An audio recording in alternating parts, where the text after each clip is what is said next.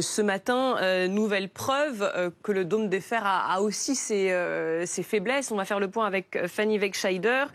Comment fonctionne spécifiquement donc ce dôme de fer, Fanny? Eh bien, il fonctionne en 3 couches. En fait, c'est un système de défense israélien qui est en 3 niveaux, selon la menace. On va voir matériellement à quoi ça ressemble. En fait, il y a 3 étages.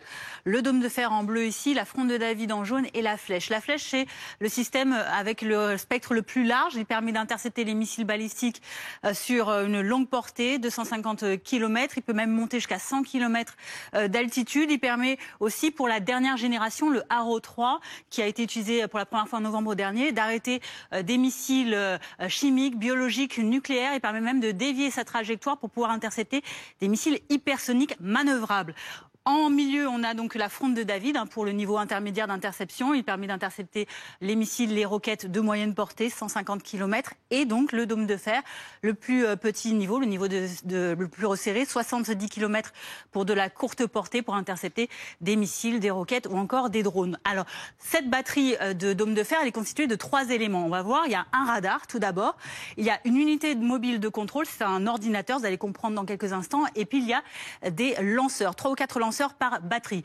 Comment ça fonctionne, ces 3 outils, concrètement, pour donc permettre ce système de bouclier contre les attaques ennemies? Lorsqu'un missile ennemi arrive en approche, eh bien, tout d'abord, le radar le détecte. Ensuite, l'unité mobile de contrôle, donc cet ordinateur, calcule la trajectoire de ce missile, par exemple. Et ensuite, eh bien, le lanceur lance des missiles intercepteurs Tamir, donc qui arrivent ici et qui interceptent et qui font exploser donc ces missiles. Ça, cette barrière, c'est ce qui est matérialisé donc par ce bouclier, ce dôme de fer. Alors, c'est un coût conséquent, forcément, un tel système.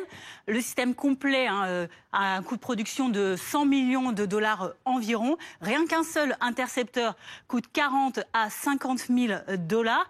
Et les États-Unis participent depuis quelques années au financement du dôme de fer à hauteur de 3 milliards de dollars. Quant à son efficacité, à ce système, eh bien, le gouvernement israélien, l'armée israélienne ou encore la société Rafael qui a participé à sa conception certifie qu'il est efficace à plus de 90%. Mais c'est remis en cause par certains scientifiques et experts qui déclarent que ce dôme de fer n'intervient que sur les zones civiles urbaines. Merci Fanny, Lieutenant-colonel Vincent Arbaretti, vous êtes historien militaire.